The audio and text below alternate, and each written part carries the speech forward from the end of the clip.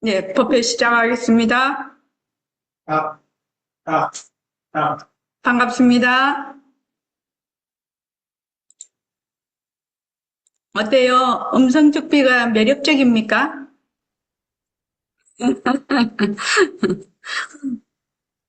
인연과 조건에 따라 음성이 있어도 음성이 없는 거하고 똑같죠. 그렇죠? 음, 자, 우리가, 공부를 하려면은 정말로 법회에 충실히 참석을 하는 게 정말로 중요하거든요. 왜 중요하느냐? 우리가 지금 법회에서 공부하고 있는 내용은 지금 우리는 무지무명으로 착각하고 잘못 알고 있는 나와 세상에 대해서 우선 첫째 이치를 바르게 배우고 그 이치를 바르게 실천해야 됩니다. 실천해서 지금 현재 나의 삶 속에서 겪고 있는 불안과 걱정과 스트레스와 두려움 이런 것들이 생긴 원인 또 그 결과를 관찰하고 그것들의 본질을 이해하고 파악해서 괴로움에서 벗어나서 다 함께 건강하고 행복하게 살아가기 위함입니다. 이 공부를 하는 목적입니다. 목적. 그래서 지금 내가 무슨 공부를 하고 있는지를 정확하게 내가 알고 있어야 된다는 얘기입니다. 그러기 위해서 첫째는 바른 이치를 바르게 배워야 된다는 이게 1번입니다. 무조건. 바른 이치를 바르게 배워서 그래서 바른 견해를 가져야 돼요. 바른 견해를 가지고 그것만 갖고 안 됩니다. 바른 견해를 가진다. 이거는 일종의 바른 견해를 내가 가진다는 것은 이치를 이해를 했다는 거지. 그 이치가 말하자면 내 것이 된 것은 아닙니다. 그러니까 어떻게 해야 되느냐? 반드시 바르게 실천을 해야 됩니다. 여러분들도 알 겁니다. 책을 보고 이해를 하는 거하고 실제로 현장에 나가서 내가 몸으로 뛰어서 내가 직접 거기에 대한 깨달음이 있고 나의 지혜로 만들고 나의 노하우로 만드는 거는 다른 얘기라는 걸 알 겁니다. 여러분들도 그런 걸 많이 생활 속에서 접하고 있을 겁니다. 그래서 바르게 실천을 해야 된다. 바른 이치를 바르게 배우고 바른 견해를 가지고 바르게 실천해서 그 이치를 관념적으로 아는 것이 아니라 진짜 나의 깨달음, 나의 지혜, 나의 노하우로 만들어야 된다는 겁니다. 그렇게 하지 않으면은 그 이치가 관념적으로 흐르게 돼요. 관념적으로 흐르게 되면 정말로 나에게 큰 득이 없어요. 큰 득이 없어요. 그래서 이 공부는 반드시 실천이 따라야 되기 때문에 일과성은 안 됩니다. 내가 어디 가서 뭐 열흘이고 한 달이고 뭐 길게는 1년도 가서 내가 뭐 수행을 했다고 하자. 그러면 내가 현장에 와서 도루묵이 되는 것이 거의 다거든요, 실은요. 그러니까 도루묵이 안 되려고 하면 어떻게 해야 되느냐. 반드시 지금 내가 있는 생활 속에서 실천이 따라야 된다는 겁니다. 그래서 일과 굴리기를 하는 겁니다. 여러분들이 처음에 일과 굴리기를 해보면 정말로 매일매일 이거를 감사일기를 이제 우리가 3번씩 쓰게 하는데 감사일기 매일 쓰는 거고 쉽지 않은 일입니다. 그거 못 써? 이렇게 생각하지만 실제로 해보면은 아니라는 거예요. 근데 만약에 내가 그 어려움을 딛고 내가 정말로 어려움을 딛고 매일 그거를 써본다.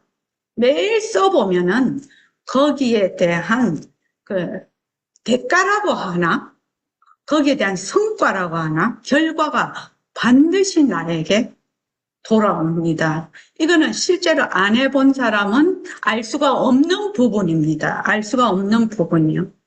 그래서 이제 우리가 일과 굴리기를 하는데, 여러분들이 지금 특히 학생들은, 좌선을 잘 안 해봤거든요. 명상 내지는 좌선을 자기 집에서 스스로 해보지를 않기 때문에 이것 상당히 어렵다고 합니다. 그러나 우리 지금 쭉 공부를 계속해 오신 도반님들은 그냥 습관적으로 이미 좌선을 하루에 1시간 이상씩 꼭 하시는 분들이 수십 명이 되거든요. 그러니까 이게 제가 보기에는 이 좌선을 할 때 마음이 가라앉고, 또 그때 나의 그 이해도, 나의 그 말하자면 깨우침, 지혜가 그때 업그레이드가 됩니다. 이걸 이제 실제로 해봐야 알겠죠. 그냥 업그레이드가 되지 그냥 말로서 뭐 어쩌고 저쩌고 뭐 이렇게 해가지고는 되지를 않는 거거든요. 그래서 반드시 실천이 따라야 된다. 그래서 석가모니 부처님께서 깨달으신 그 진리 중에 어떤 거를 말씀을 하셨냐면 사성제, 12영기, 삼법인을 얘기를 하셨어요. 그죠? 그런데 여기에 대해서 정확하게 알아야 된다. 부처님이 깨달으신 4가지 성스러운 진리가 뭐냐 하면은 사성제라고 해요. 제는 진리라는 뜻입니다. 제. 그래서 한자를 찾을 때는 제로 찾으면 안 나옵니다. 체로 찾아야 제자가 됩니다. 우리가 이제 읽을 때는 제로 하죠. 그래서 사성제는 고, 집, 멸, 또 그렇죠. 고제, 집제, 멸제, 도제 이렇게 되는데, 고라는 것은 삶은 괴로움이다. 일체가 괴로움이다. 근데 집이라는 건 뭐냐? 괴로움의 근본 원인. 괴로움의 근본 원인은 무지 때문에 생긴 욕망과 집착 때문에 말하자면 괴로움이 생긴다. 이거죠. 그러니까 집은 집제는 고제의 원인이 되고, 고제는 집제의 결과가 되죠. 그렇죠. 그 다음에 부처님께서는 반드시 욕망과 집착을 없애면 괴로움이 사라진다고 했거든요. 이게 멸제예요. 그럼 내가 지금 굉장히 괴롭고 굉장히 힘들어. 그런데 부처님은 반드시 이게 멸제가 있다고 했거든. 멸한다고 했거든, 괴로움. 그럼 우리가 부처님 말씀을 믿어야 되겠죠. 그런데 어떻게 멸제가 되냐는 겁니다.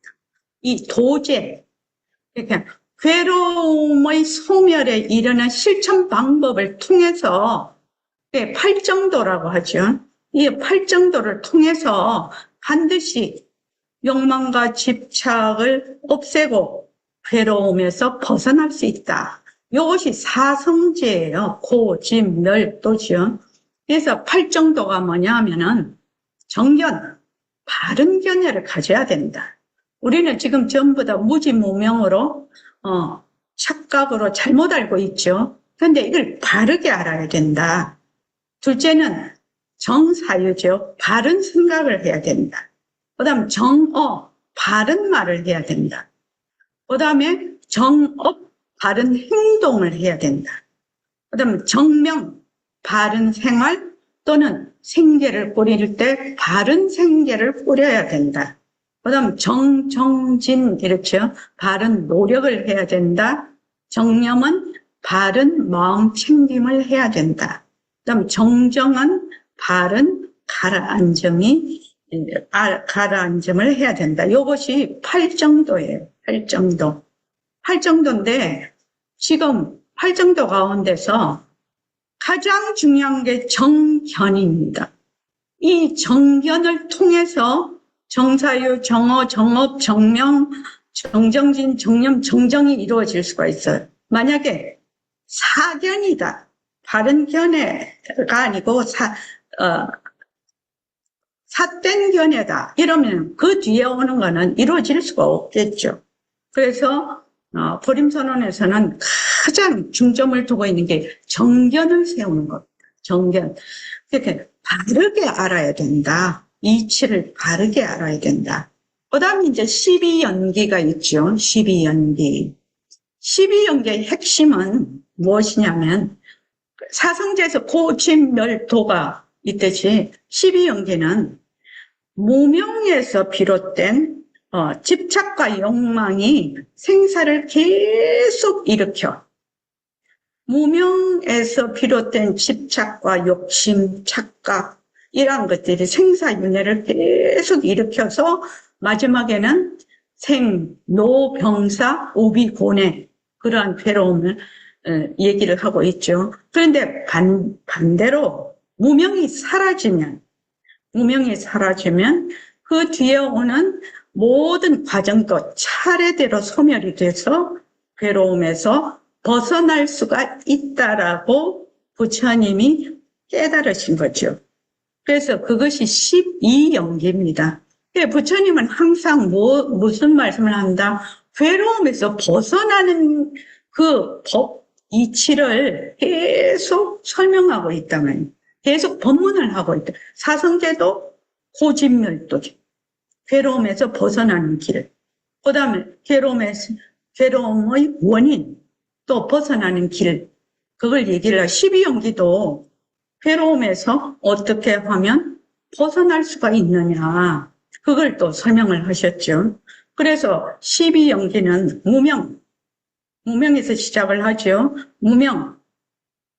법이 하나인 줄 모르는 법치로 인해서 주객으로 나누어진 것이 무명입니다.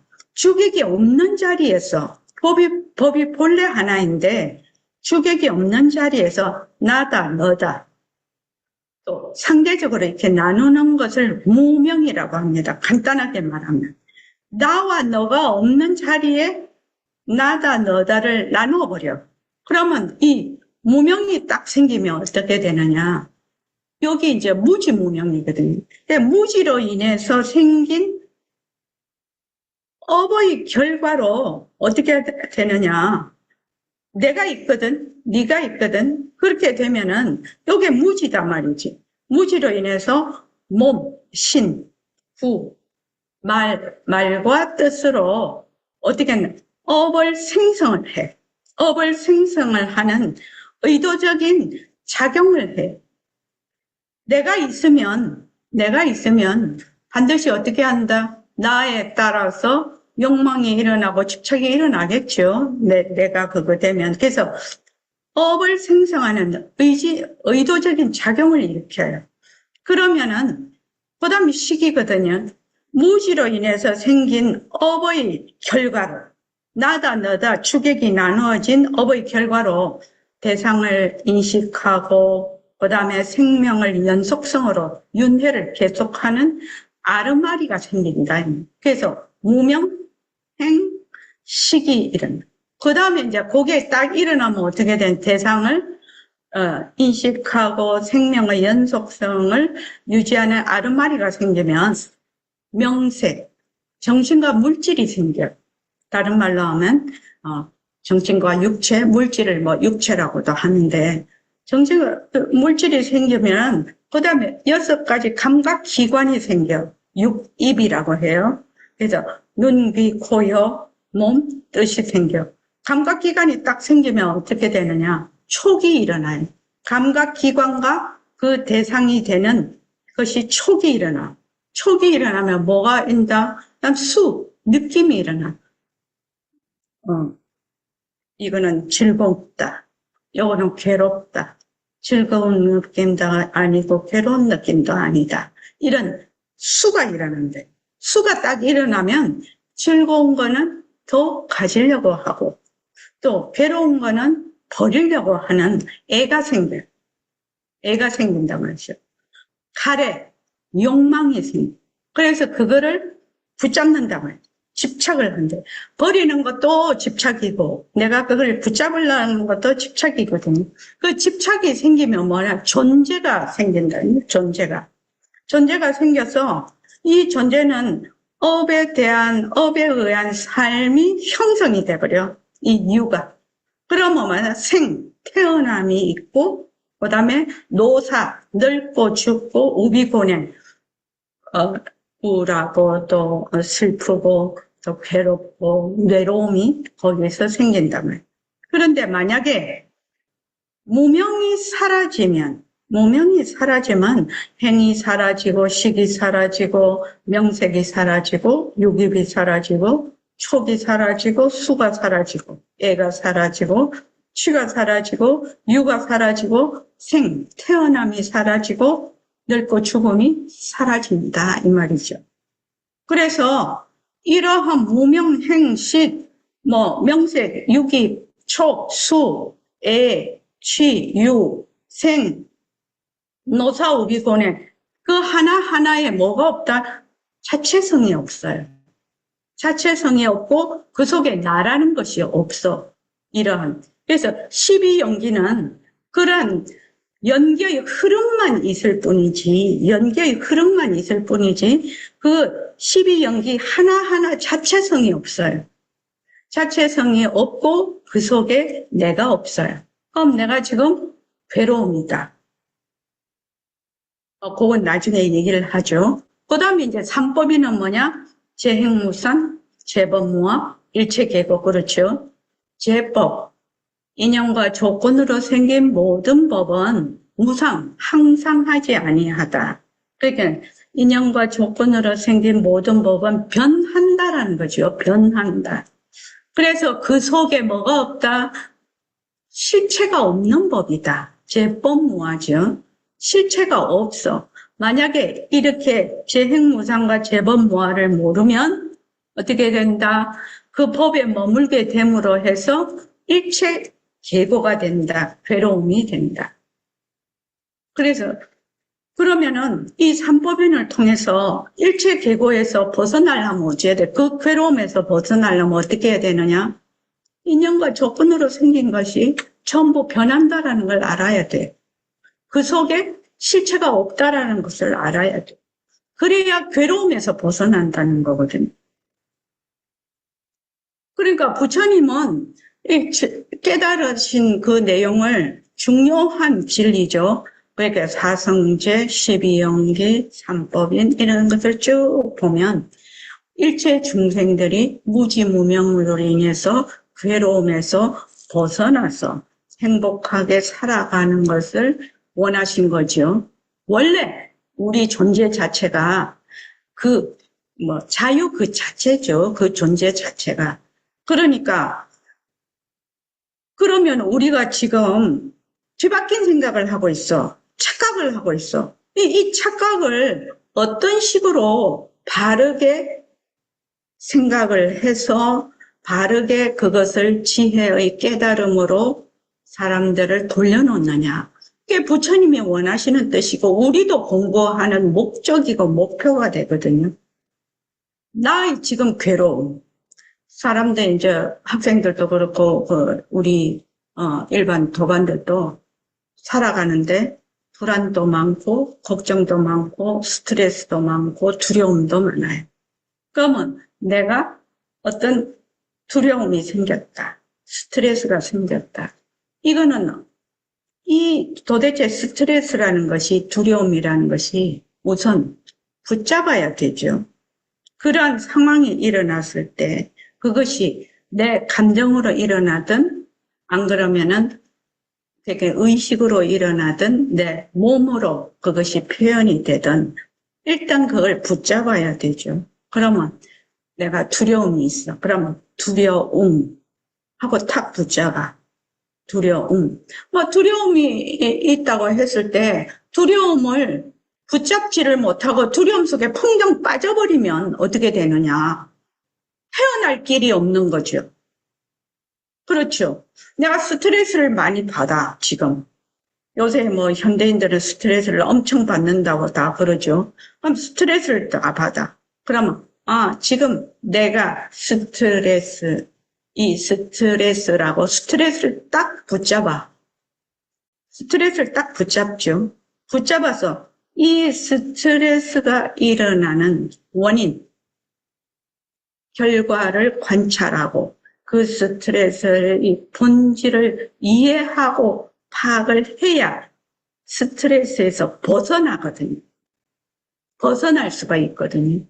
그러니까 그렇게 만약에 내가 지금 스트레스를 받고 있구나. 스트레스. 두려움이 올라오고 있구나. 두려움. 내가 지금 걱정이 많구나. 걱정. 내가 지금 불안하구나. 불안. 이렇게 모습을 탁 우선 붙잡아야 되죠. 우선 붙잡을 수 있으면 일단은 내가 50%는 해결할 수 있는 근거를 가지게 된 거죠. 그냥 불안하면 불안 속에 붕덩 빠지고 또 걱정이 있으면 걱정 속에 붕덩 빠져버리면 내가 그 속에서 벗어날 길이 없지만 내가 그걸 딱 붙잡아서 그것을 자세히 관찰을 해서 그것이 실제로 그 본질이 어떤 것인가를 이해하고 파악을 해야 된다는 얘기입니다. 그것을 지금 우리가 공부를 하는 거예요. 모습 공식도 그것을 내가 제대로 파악하고 이해하기 위해서 만들어 놓은 방편이죠. 방편입니다. 그러니까 자, 우리가 이제 다음 주 목요일은 변한다에 대한 워크숍을 할 겁니다. 우리가 이제 그 전법 모임을 쭉 해서 우리 도반들이 어떻게 하면 이러한 그 과정을 잘 소화를 할 수가 있는가, 모습 공식을 잘 할 수 있는가, 이거를 이제 계속 논의를 하고 있거든요. 하고 있는데 전부 다 이렇게 해보니까 몸으로 직접 몸으로 체험한다는 거는 바로 지금 여기가 돼. 그리고 몸으로 체험하는 거는 굉장히 쉽게 붙잡을 수가 있다라는 결론을 우리가 이제 지금 가지고 몸으로 직접 체험하는 모습을 붙잡고 관찰하는 것으로 관찰하기를 할 것입니다. 그래서 내가 그것이 이제 불안이다, 걱정이다, 스트레스다, 두려움이 나한테 막 이렇게 몰려왔을 때, 긴장, 이런 것이 몰려왔을 때, 그것을 일단 붙잡아야 되는데, 붙잡아야 해결을 하는 말하자면 실마리를 붙잡을 수가 있는데, 또 어떻게 모습을 붙잡을 것인가? 어떻게 몸을 통해서 붙잡는 연습을 해서 그것을 나중에 나의 인식이나 그런 감정까지 연결이 될 수 있도록 그렇게 이제 할 예정입니다. 자, 오늘 할 차례는 127쪽입니다. 모습은 자체성이 없다. 김채희 도반님, 126쪽 그 위에서부터 그렇습니다. 인연과 조건으로 생긴 모든 것은 여기부터 한번 읽어볼까요? 그렇습니다. 인연과 조건으로 생긴 모든 것은 생기고 없어지고 변화하여 잠시도 같은 상태에 머물 수 없고 마치 꿈이나 환영, 헛개비처럼 실체가 없습니다. 따라서 변하지 않고 영원한 것이 단 하나도 존재할 수 없는 것이 모습의 실상입니다. 삼법인을 실천하면 어떻게 됩니까? 석가모니 부처님께서는 이 세상에 존재하고 있는 것은 쉼없이 변화하여 고정된 것이 없는데 변하지 않는다라고 생각하고 또 모든 것은 고정적인 실체가 없는데 실체가 있다라고 뒤바뀐 생각을 하는 것이 고의 원인이다. 따라서 올바른 지혜로 무지에서 벗어나 집착을 여임으로써 완전한 평화인 열반에 도달할 수 있다고 말씀하셨습니다. 앞에서 말한 진짜 나를 되밟힌다는 것의 의미가 이거로군요. 우리의 본성 자리를 되밟히기 위해서는 먼저 인연과 조건이 있으면 생겨났다. 인연과 조건이 닿으면 사라지는 모든 모습이 자체성이 없고 변하고 헛것이고 머물 수 없다는 것을 직접 관찰하고 통찰해서 그 이치를 스스로 이해하고 실질적으로 파악해야 합니다. 모습이 변한다는 사실을 잘 관찰하면 모습이 실체가 없고 꿈과 같은 것임을 알게 됩니다. 때는 아, 모습의 실상이라고 했죠. 모습의 실상. 모습의 실상은 뭐냐 하면은 꿈이나 환영, 헛개비처럼 실체가 없는 겁니다. 그래서 변하지 않고 영원한 것이 단 하나도 존재할 수가 없습니다. 이것을 뭐라고 하느냐? 공성이라고 하죠. 모습의 실상입니다. 진여성이라고도 합니다. 이것을 진여법성이라고도 합니다. 그러니까 이 우리의 모습의 실상에 대해서 정확하게 먼저 알아야 되고, 그 다음에 삼법인의 고정된 이 세상에 존재하고 있는 것은 쉼없이 변화해서 고정된 것이 없는데 변하지 않는다. 또 모든 것은 고정된 실체가 없는데 실체가 있다. 이렇게 착각을 하면 어떻게 되느냐?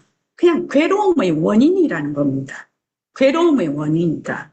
그러면 일상생활에서, 삶 속에서 변하는 것과 고정적인 실체가 없는 것을 어떻게 해야 된다? 내가 괴로움에서 벗어나려면, 자유를 회복하려면, 바로 이 점을 분명하게 내가 알고 그대로 실천을 해야 된다는 거지.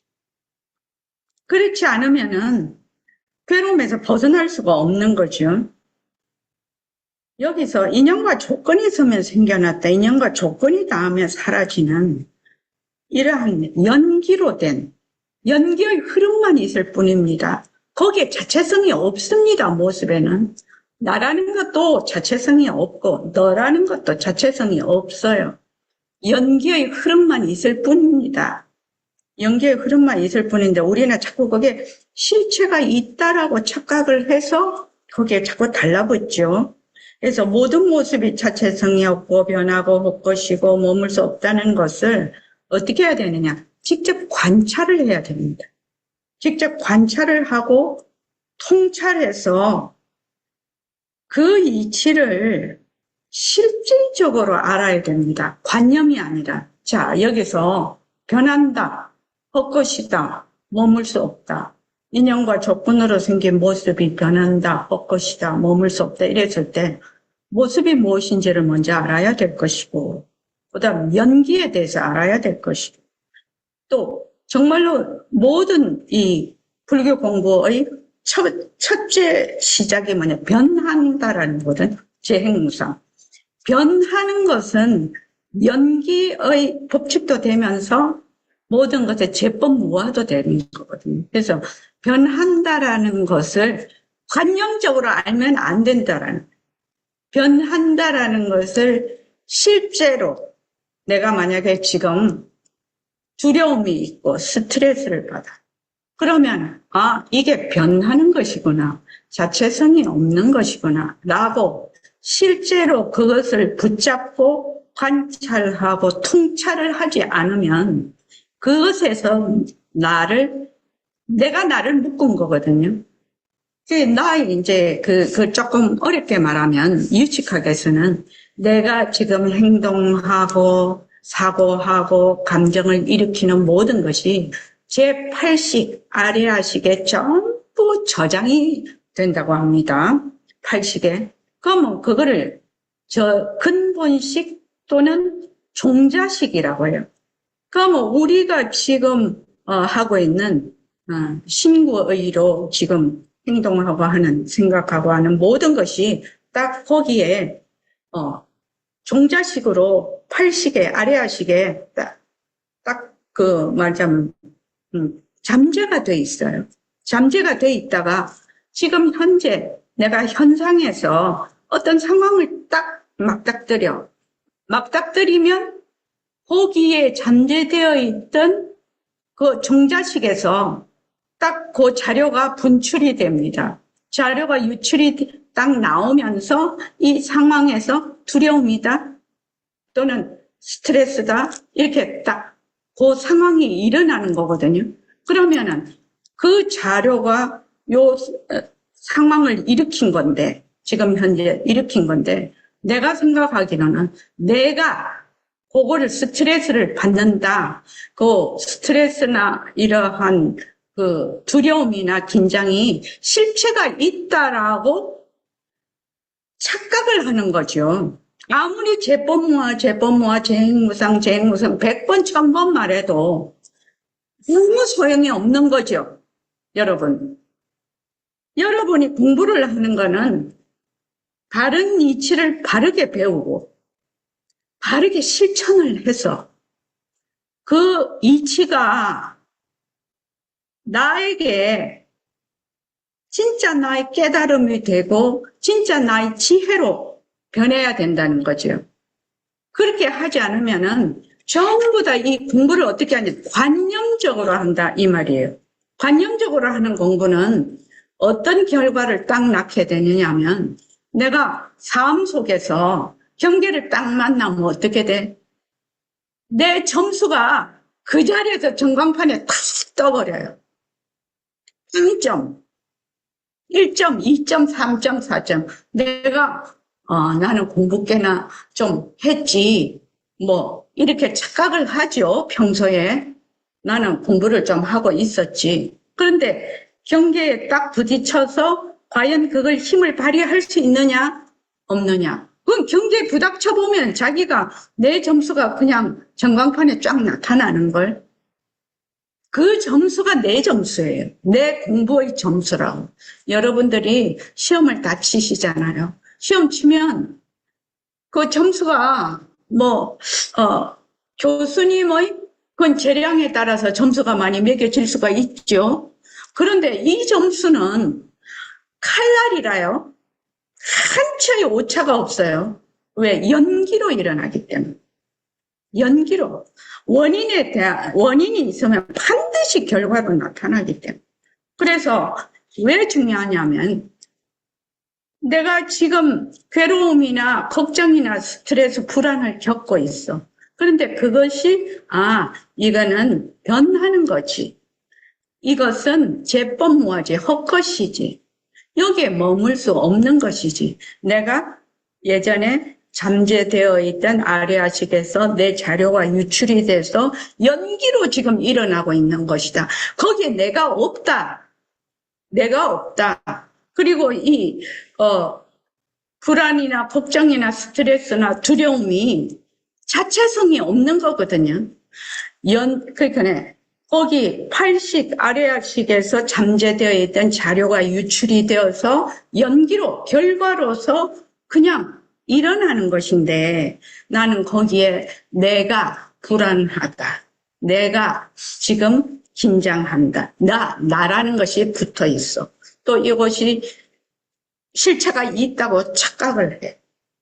그러면 이 문제가 절대로 해결이 안 되고 어떻게 되느냐. 그러한 두려움과 걱정이나 스트레스가 다시 그것이 원인이 돼서 다시 그것이 결과가 다시 원인이 돼서 어떻게 팔식에 또 저장이 되는 거예요. 우리가 지금 공부하는 것은 유식으로 말하면은 이러한 모든 인연과 조건으로 생긴 모든 모습이 자체성이 없고 변하고 헛것이고 머물 수 없다라는 그러한 바른 이치를 공부를 제대로 쭉 하면 어떻게 되느냐? 팔식을 맑게 한다는 거예요. 정화를 시킨다. 팔식을 정화를 시킨다. 그래야만 어떻게 되느냐? 괴로움에서 벗어나는 거예요. 지금 우리가 공부하고 있는 걸 그거를 공부하는 거예요. 여러분들 마음을 가라앉히고 또 이것이 마음을 가라앉히는 정도 갖고는 안 됩니다. 실은 반드시 관찰, 윗바사나가 돼야 됩니다. 그래서 지관, 정해쌍수라고 하죠. 그래서 이것이 이러한 불안, 걱정, 스트레스, 두려움이 일어날 때 그것이 자료가 유출이 돼서 연기로 일어나는 것이며 그것이 자체성이 없고 그 속에 내가 없다라는 걸 분명하게 내가 그때마다 연습을 해야 돼요. 연습을 해서 이 지금 현재 일어나고 있는 그 자료가 유출이 돼서 일어나고 있는 불안, 걱정, 스트레스, 두려움의 내가 만약에 그것이 이러한 연기에서 일어났다, 자체성이 없다라고 하면 그 결과가 팔식에 어떻게 해요? 다시 저장이 안 되겠죠. 그런데 아이고 이거는 뭐 진짜고 내가 여기에서 헤어나지를 못하면 그러한 결과가 다시 원인이 돼서 팔식에 저장이 돼서 또 다른 원인이 돼서 또 결과로 일어나고 또 다른 원인이 돼서 또 결과로 일어나고. 여러분들 그거 생각하면 실은 두렵지 않습니까? 실은 두렵지 않습니까? 그게 더 두려운 거예요, 실은. 그러한 생사윤회라고 하니까 몸뚱이만 죽고 살고, 이게 생사윤회가 아니라, 이런 팔식에 저장이 돼서 다시 그것이 원인에 대해서 또 결과를 일으키고, 그 결과가 다시 팔식의 원인이 돼서 또 저장이 돼서 또 여기에서 개미 쳇바퀴 돌듯이 계속 돌면 생사에서 이 윤회에서 벗어날 길이 없다는 겁니다. 벗어날 길이 없어요. 그래서 팔식을 정화를 한다. 팔식을 정화를 해서 우리가 괴로움에서 벗어나는 겁니다. 정확하게 알고 있어야 돼요. 그 괴로움이 어떤 식으로 생기고 어떤 식으로 나중에 해결이 되는가, 거기서 벗어나는 이 구조를 정확하게 내가 알고 그것을 계속 연습을 해야 돼. 계속 연습을. 그럼 어떻게? 그런 사람은 굉장히 용기 있는 사람이죠. 굉장히 내가 어떤 환경이나 어떤 주로 환경에 어릴 때 이제 많은 정말로 힘들게 사는 아이들도 많지 않습니까? 그런 데서 일어나서 그것이 많은 내 삶에 영향을 미쳐요. 영향을 미치는데 지금 내가 성인이 돼서 그 영향을 내가 많이 받아요. 받는데 내가 이제 이러한 이치를 알았어. 이러한 괴로움이 일어났다 사라지는 이러한 고리를 내가 알았단 말이지. 이러한 고리를 알았으면 그 자유를 나의 본래의 자유를 나는 그랬으니까 나는 못해. 이런 사람하고는 말할 필요가 없지. 그 사람은 그렇게 살아야지. 그러나 나는 내가 어릴 때 그런 일이 있었다 하더라도 나는 스스로 말하자면 괴로움에서束縛되지 않겠다. 나는 그 고리를 내 스스로 끊어버리겠다. 라고 본인이 생각을 한다면 왜?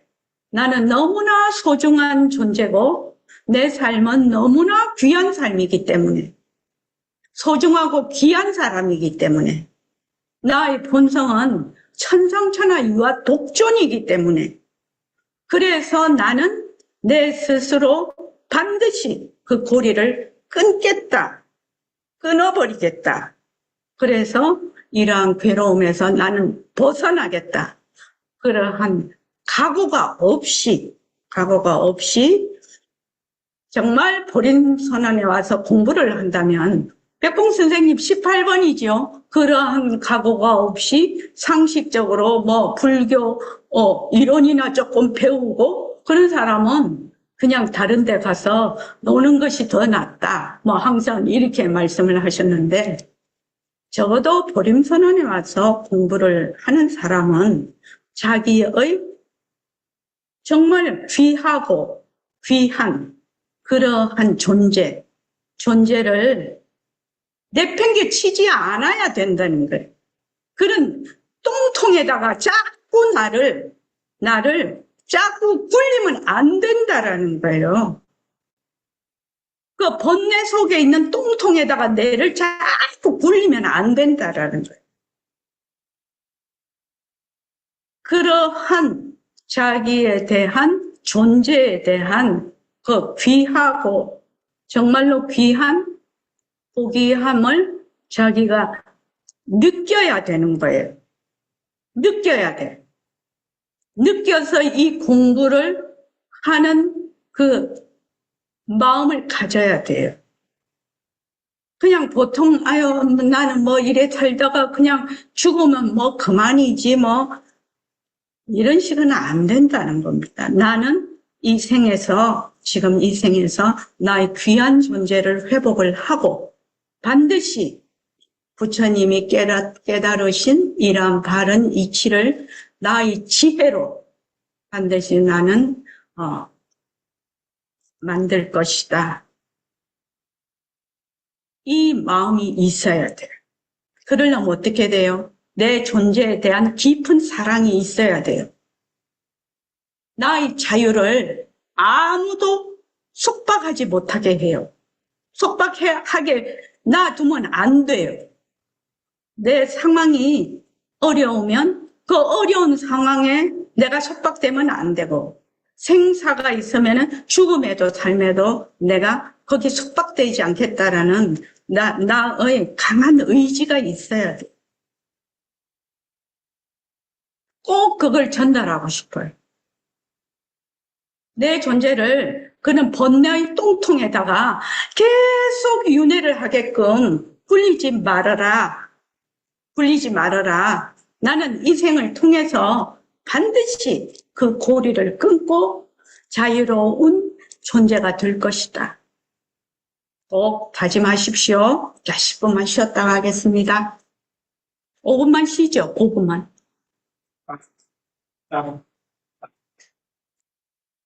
딱딱딱. 잘하셨습니다.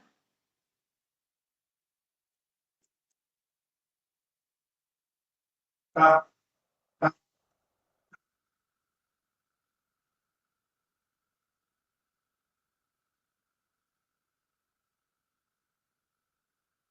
절대 잊어버리지 말아야 되는 거는 나의 존재가 귀하고 정말로 귀한 존재다. 그러한 존재를 함부로 똥통에다가 번뇌의 구덩소, 번뇌의 늪에다가 굴리면 안 된다. 세세생생 윤회를 그칠 수가 없다. 그러니까 지금 보림선언에서 이러한 공부를 바른 이치를 가지고 바르게 공부하고 있기 때문에 여기에서 끊어야 된다. 그 고리를 끊어서 정말 천상천하 유아독존인 내 존재를 살려야 되는 거죠. 살려야 되는 겁니다. 그렇지 않고 여러분들이 그대로 그 착각 속에서 윤회를 계속하면 아까도 얘기했죠. 윤회라는 것이 몸뚱이 나고 죽는 것만 윤회가 아니라고 했죠. 팔식에 저장되어 있는 자료가 확 쏟아지면은 그 자료 속에 그게 다시 결과로서 나타나서 다시 원인이 돼. 그래서 전부 다 저장이 돼. 그러니까 그 고리를 끊어야 된다니. 그 고리는 무엇으로 끊느냐? 바른 이치로. 일체의 모든 모습이 자체성이 없고 변하고 헛것이고 머물 수 없는 이치를 알아서 계속 머물지 않는 그러한 결과에 대해서. 결과를 계속 머물지 않으면 원인을 만들지 않는. 정말로 중요한 문제고 나의 존재의 존재감을 가장 높일 수 있는 바로 이러한 공부가 되겠습니다. 불교 공부는. 자, 127쪽.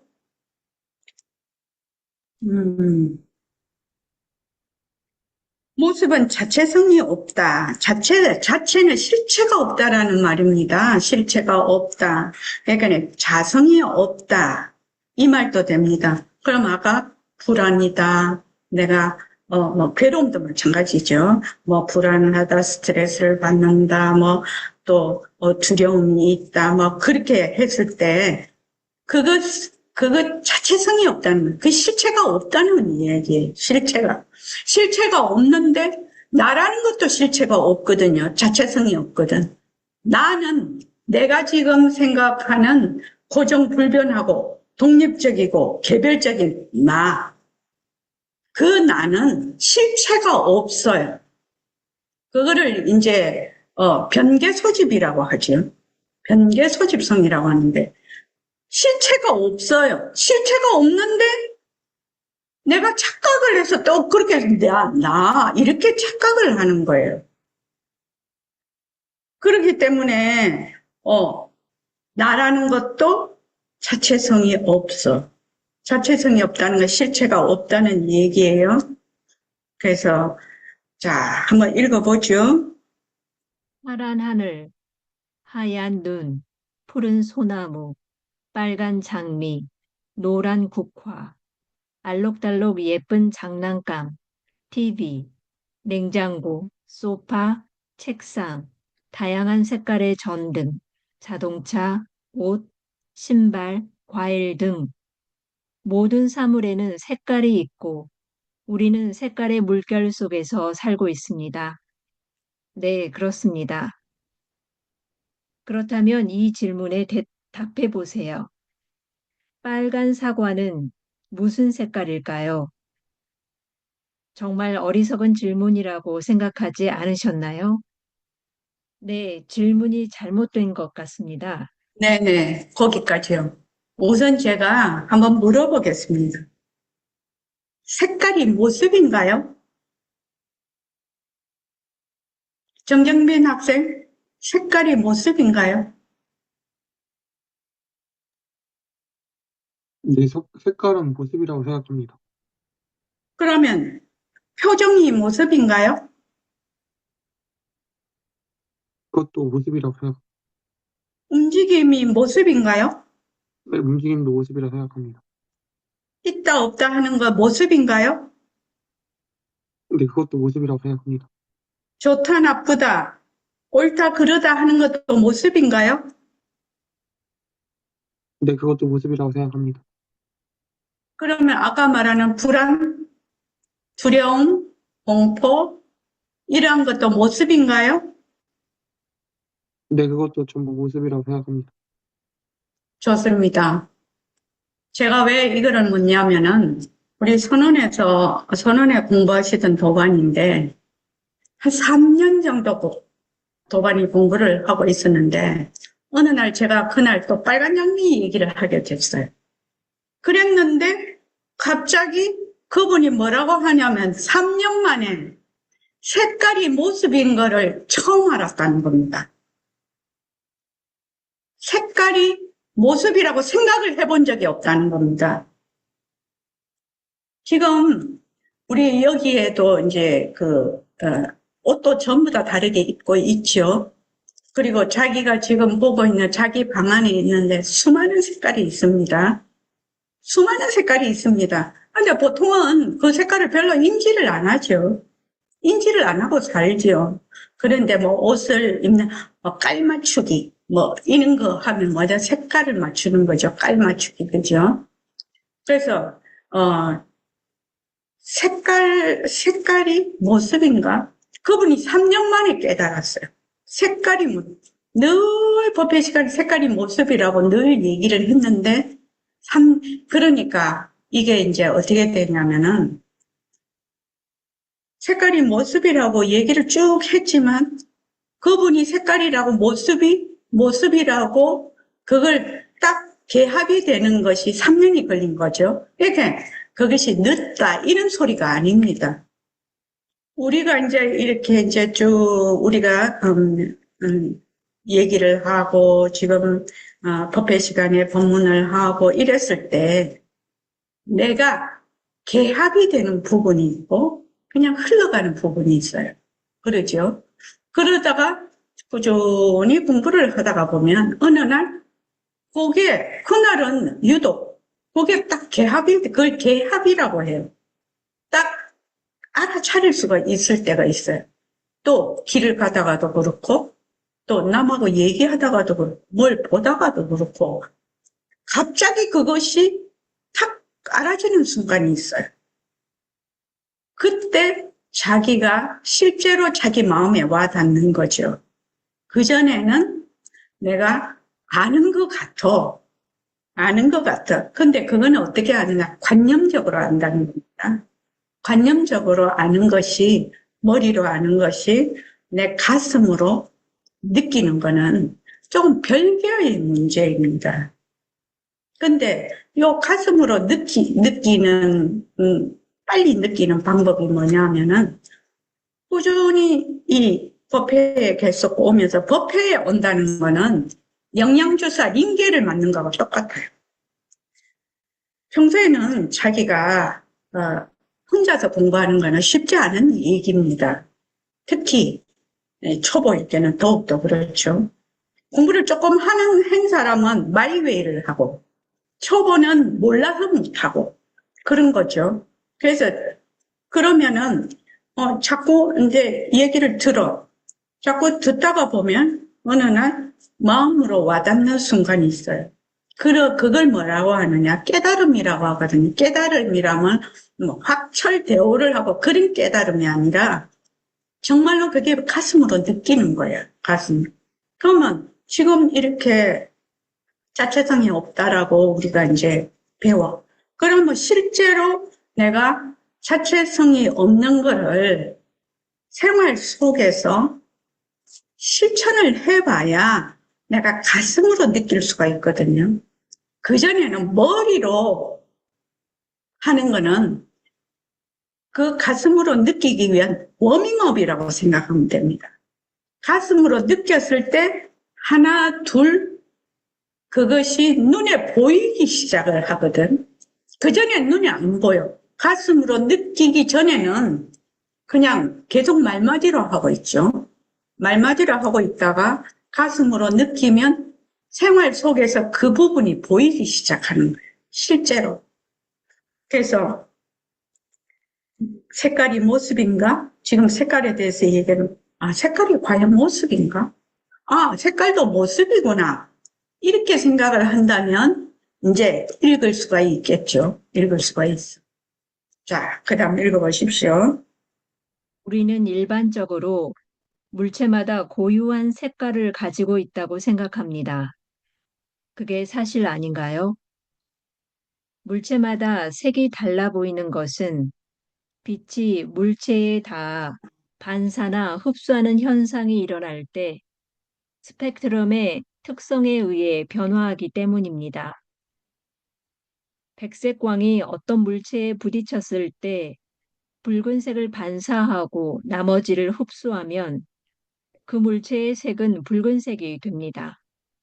즉, 물체 표면이 장파장을 많이 반사하고 단파장을 흡수해버리면 우리 눈에 반사되어 들어오는 빛은 붉게 보이는 것입니다. 그렇게까지는 생각해 보지 않았습니다. 사과의 표면은 장파장에 붉은 빛이 많이 반사되고 노랑이야 짧은 파장의 빛은 거의 흡수되므로 반사광이 빨강이 됩니다. 그래서 우리는 사과가 붉다고 느끼는 것입니다. 검은색은 모든 파장의 빛이 흡수되는 현상, 흰색은 모든 빛이 반사되는 현상입니다. 그러면 빨간 사과가 본래 빨간색이 아니라는 말씀이군요. 그렇습니다. 물체의 색은 그 자체의 내부에 고유한 색을 가지고 있어서 밖으로 발산하는 것이 아니라 빛이 물체의 표면에 닿는 순간 빛의 반사와 흡수에 의해 드러나는 것입니다. 그러니 빨간 사과는 무슨 색깔일까? 빨간 사과가 빨간색일까? 라는 질문은 결코 어리석은 질문이 아닙니다. 그런 생각을 해본 적이 없습니다. 그럼 빨간 사과는 무슨 색깔입니까? 무색입니다. 대부분의 사람들은 다른 사람이나 동물들도 자신들이 보는 것과 똑같이 볼 것이라고 착각합니다. 고정불변한 모습이 있어서 사람이든 개든 고양이든 나비든 모두 똑같이 볼 것이라고 생각합니다. 다른 동물들도 나와 똑같이 볼까? 라는 생각을 아예 해보지도 않고 그냥 살아가는 것입니다. 네, 그렇습니다. 네, 거기까지 하죠. 자체성이 없다라는 것은 매우 중요한 얘기입니다. 자체성이 없다는 것은 일체의 모든, 그 모습은 인연과 조건에 의존해서 일어나거든요. 다른 것에, 그걸 의탁이성이라고, 다른 것에 의존해서 일어나. 상호 의존적으로 일어나. 그렇기 때문에 그 모습은 실체가 없어. 실체가 없어. 연기에 의해서 일어났다 사라졌다 일어났다 사라졌다 할 뿐이라. 그래서 그 모습에는 실체가 없다. 실체가 없기 때문에 어떻게 되냐? 변하지요. 인연과 조건이 변하면 이 모습도 변해버리죠. 그죠? 인연과 조건이 있으면 또 다른 모습으로 변하죠. 이렇게 계속 그래서 변하는 겁니다. 자체성이 없기 때문에 변해요. 그런데 이러한 인연과 조건에 의해서 의존적으로 일어나는 이거는 실체가 없는 거죠. 실체가 없어서 공해요. 공해. 그걸 공하다라고 해요. 불교에서는. 그냥 공하기 때문에 뭐야? 환으로서 있는 거예요. 그림자로서 있는 거예요. 헛것으로서 있는 거다 이 말이죠. 일체의 모습이 헛것으로 있어. 헛것으로 있고 변하고 헛것이니까 어떨까? 머물 수가 없는 거죠. 머물 수가 없는데 자꾸 머물러. 머물 수가 없는데 자꾸만 머물러. 그러면 뭐다? 괴로움이죠. 그래서 내가 지금 많이 괴로워. 괴로우면 거꾸로 가봐야 되는 거죠. 내가 어디에 머무는가. 괴로움은 반드시 머무는 데가 있거든.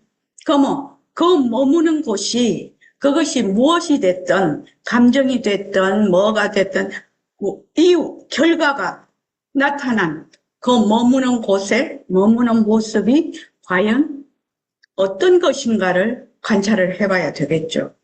그래서 우리는 일반적으로 물체마다 고유한 색깔을 가지고 있다고 생각을 합니다. 빨간 장미는 빨간 색깔, 빨간 사과는 빨간색, 또 빨간 대추가 이제 초록색이었다가 익으면 빨간색이 되죠. 지금 이제 과일들도 참외는 노란색. 우리 어릴 때 참외는 푸른 참외가 많았는데 요새는 노란 참외가 많아요. 그리고 수박은 또 초록색에다가 줄이 있어. 이렇게 아주 수많은 색깔이 있는데 색깔뿐만 아니라 형체, 그 형체도 전부 모습이죠. 형체도 전부 고유한 그런 형체를 가지고 있다고 착각을 하죠. 그러면은 더 극한 거는 이제 그 뒤에 나오니까요. 내 바깥에 있는 색깔이나 형체가 실체가 따로 있어서 내가 그것을 본다라고 생각을 합니다. 내가 그것을 본다. 이거는 보통 사람들이 보는 이렇게 무지무명으로 보는 착각인 거죠. 착각. 그런데 이제 부처님께서는 그러한 것은 모두 실체가 없는 거다. 자체성이 없는 거다.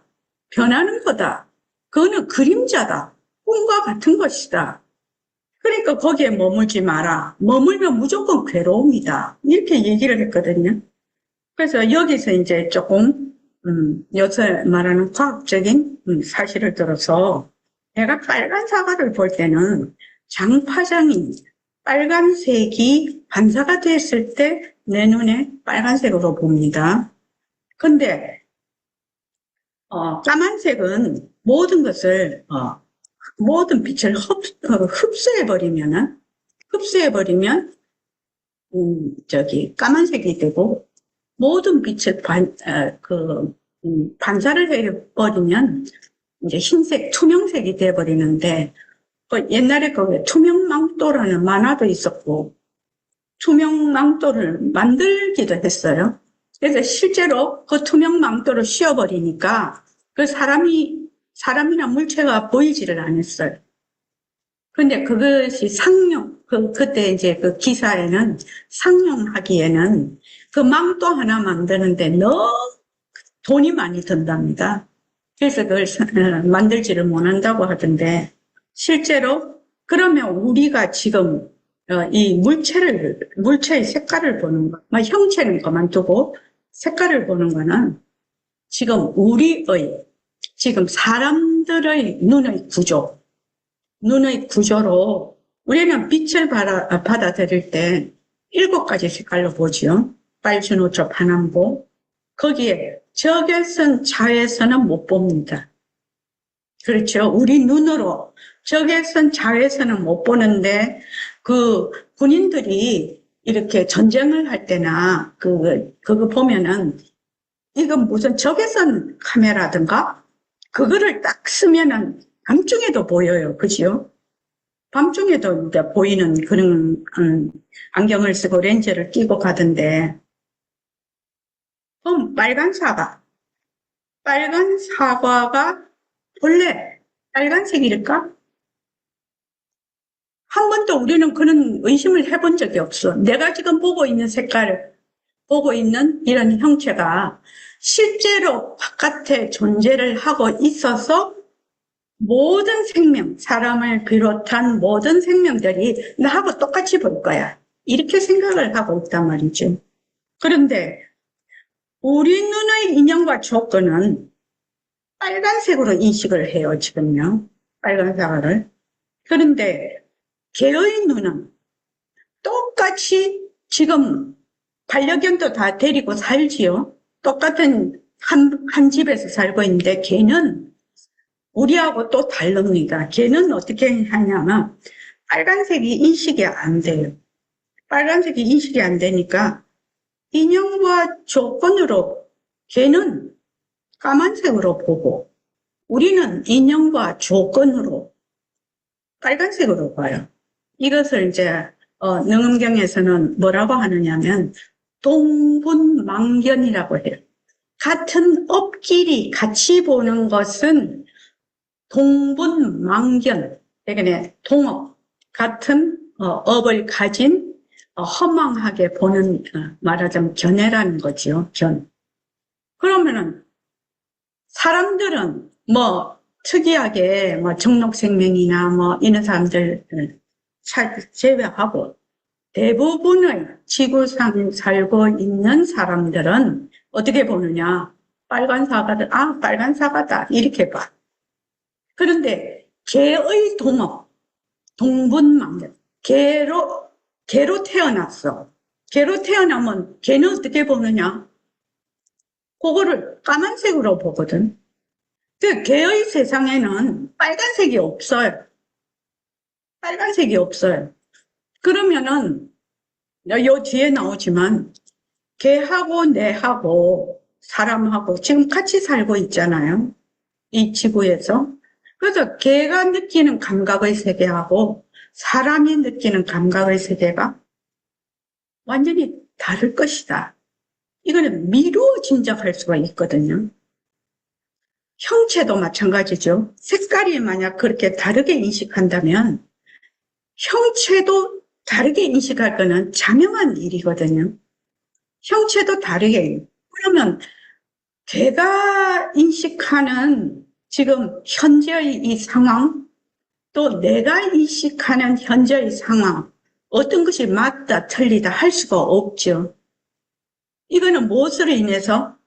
연기에 의해서 인연과 조건으로 생긴 모습이라는, 인연과 조건으로 생긴 모습이에요. 그러니까 내가 만약 빨간 사과를 본다고 해서 빨간 사과가 내 바깥에 빨간 사과가 있어서 내가 빨간 사과를 본다. 이러면 그 사람은 뭐지? 착각이죠. 무지무명이죠. 근데, 내가 보는 빨간 사과, 인연과 조건으로 생긴 빨간 사과는 변한다, 헛것이다, 머물 수 없다. 내가 빨간 사과에 머물 수 없는 것이다.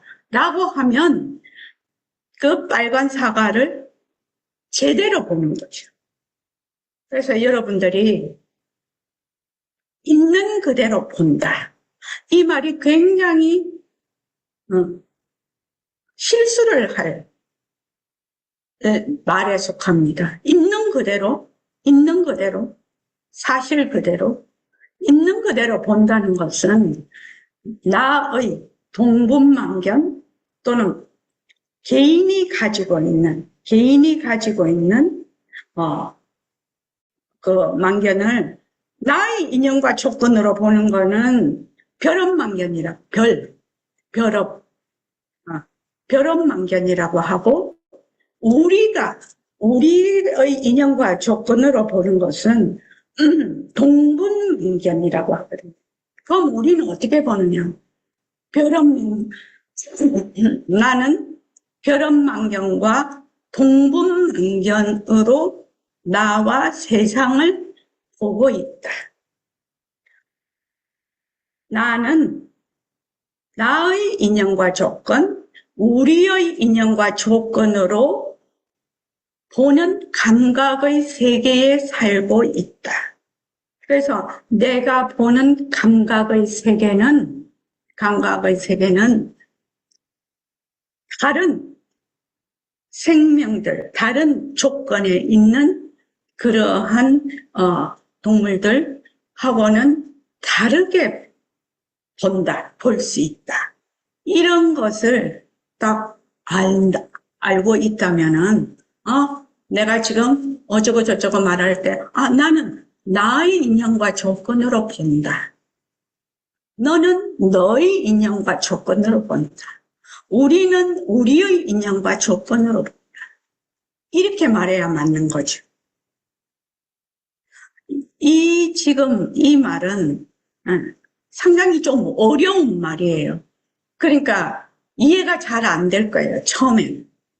그러나 그렇다고 해서 부처님의 사성제, 12연기, 삼법인, 이것이 다 이것을 이 얘기를 하고 있는데 이대로 넘어갈 수는 없거든요. 그러니까 내가 만약에 생활 속에서 하면은 어떤 상황이 딱 생겼어? 그러면 나의 인연과 조건으로 나는 보고 있다.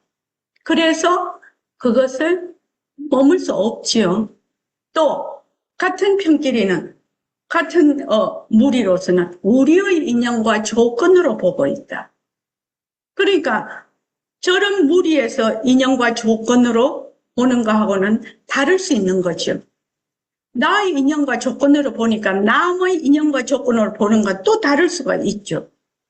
그래서 여기에서 우리가 특히 한국 사람이 잘 못하는 것이 다름을 인정하는 거죠. 우리 한국 사람은 옳다 그러다 이렇게 좀 한정적으로 항상 둘을 갈라놓고 보는 좀 동분만견이죠. 그게 일종의.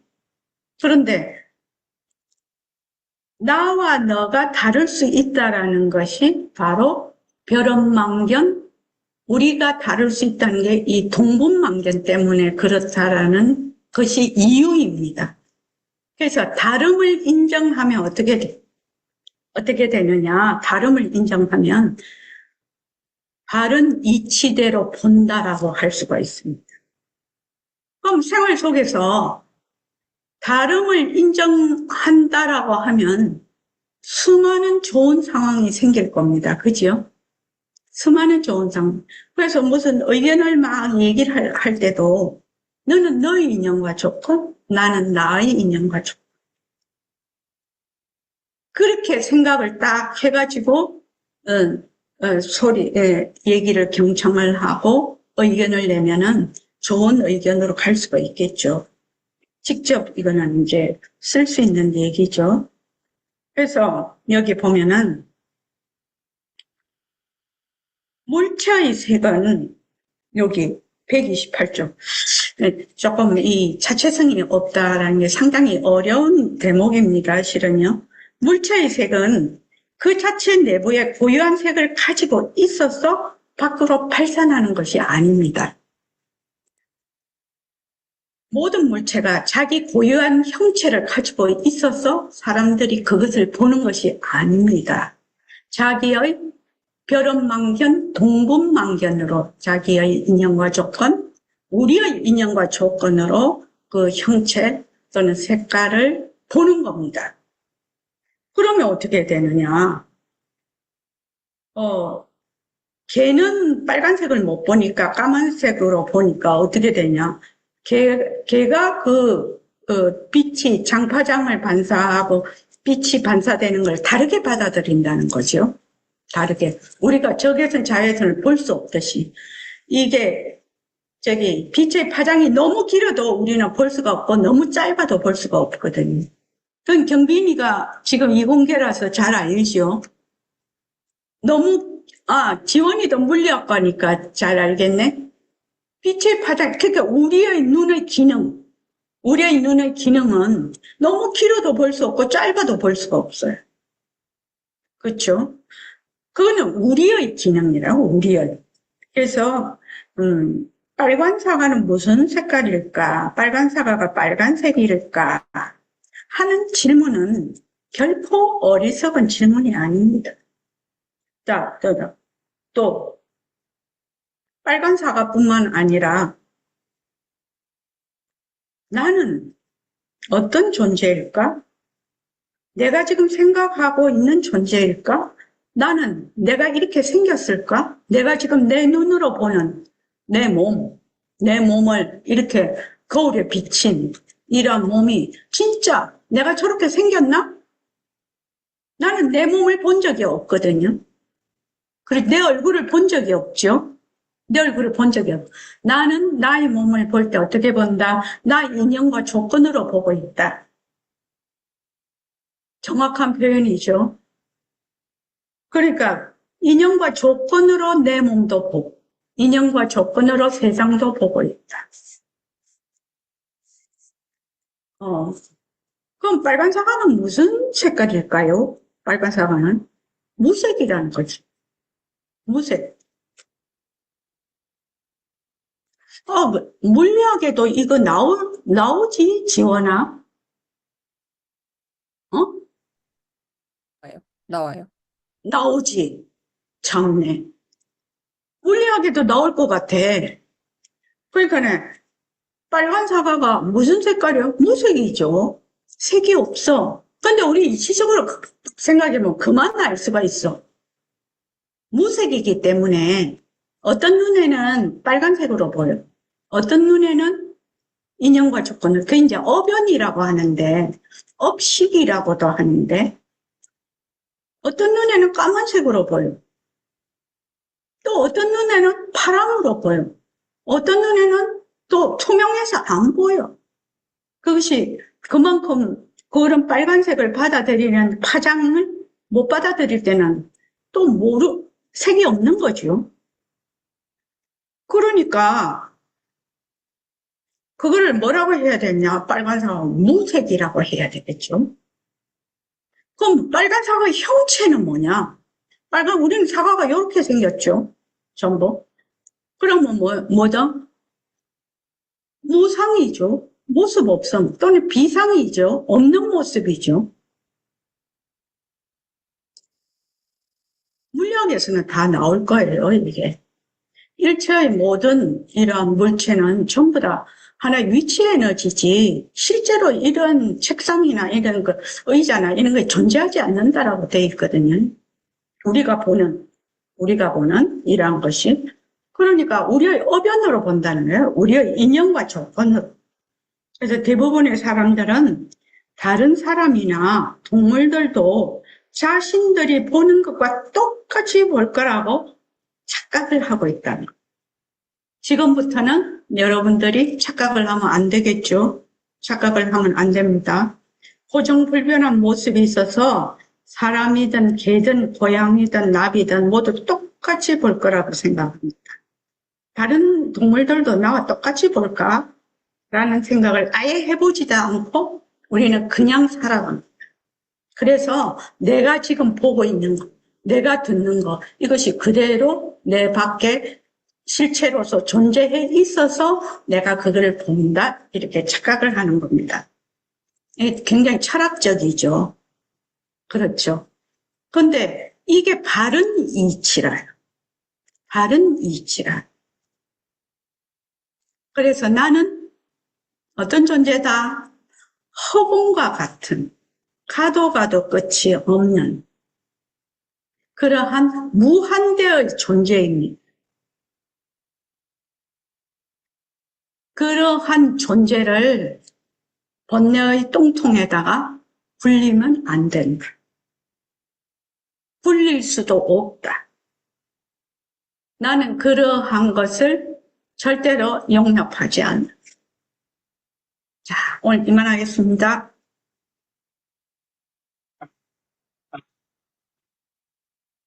네, 고맙습니다.